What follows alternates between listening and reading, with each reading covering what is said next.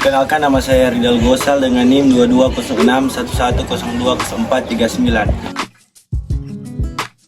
Perkenalkan, nama saya Renal Onso Soputan dengan NIM 2206110200409. Perkenalkan, nama saya Garuda Nubu dengan NIM 220611020456. Perkenalkan, nama saya Hedia Patuwo dengan NIM 220611020456.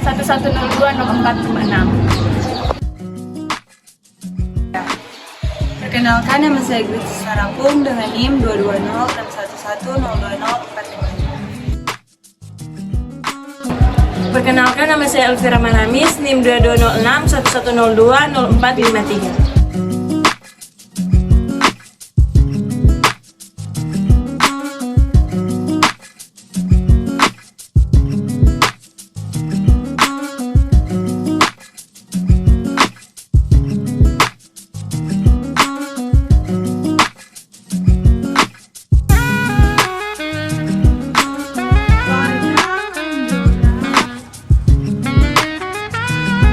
Baik, saat ini kami sudah berada di lokasi PT Adero di Jalan Pemuda dan saat ini kami akan langsung wawancara. Baik, selamat siang. Sebelum kami melakukan wawancara, perkenalkan kami dari mahasiswa Universitas Samratulangi, Fakultas Ekonomi dan Bisnis. Lebih tepatnya di jurusan manajemen. Saat ini kami ingin mewawancarai di PT Adero. Ini dalam rangka untuk dalam memenuhi tugas wawancara mata kuliah Sumber Daya Manusia atau SDM. Namun sebelum kita lanjut pada pertanyaan-pertanyaan berikut, bolehkah Ibu memperkenalkan diri? Oke, selamat sore. Perkenalkan, nama saya Monika. Saya di sini sebagai staf administrasi dan untuk kepala cabang atas nama Pak Eko Tumpang. Baik, pada kesempatan kali ini kami akan menanyakan beberapa pertanyaan. Pertanyaan yang pertama, di jabatan apa yang Ibu pegang dalam departemen atau bagian apa? Terima kasih. Untuk jabatan di sini saya mencakup lebih ke administrasi. Tapi administrasi itu karena kami kan kantor cabang. Jadi karena kantor cabang, saya kerja sendiri. Jadi administrasi itu mencangkup kayak surat menyurat, finance, masalah-masalah keuangan. Jadi lebih tepatnya mengurus segala sesuatu yang berhubungan dengan kantor cabang. Nah, apa saja tugas utama yang harus Ibu lakukan? Untuk tugas utama mungkin kalau mengenai administrasi surat menyurat itu kalau ada anggota karyawan yang minta surat rekomendasi atau surat-surat ada yang resign, pemberhentian, itu saya yang buat. Terus kalau masalah keuangan kan tiap bulan ada permintaan operasional ke kantor pusat, itu juga saya yang buat. Daftar gaji juga dari sini saya yang buat, dan pembayaran iuran BPJS dan lain-lain saya juga yang buat. Jadi mungkin itu tugas utama saya di sini. Oh, seperti itu. Pertanyaan yang ketiga, prosedur apa yang digunakan perusahaan untuk menentukan keterampilan yang dibutuhkan dari perusahaan? Untuk prosedurnya sih tidak terlalu detail. Cuma setiap ada karyawan yang melamar, kami kan di sini lebih fokus ke satpam dan cleaning service.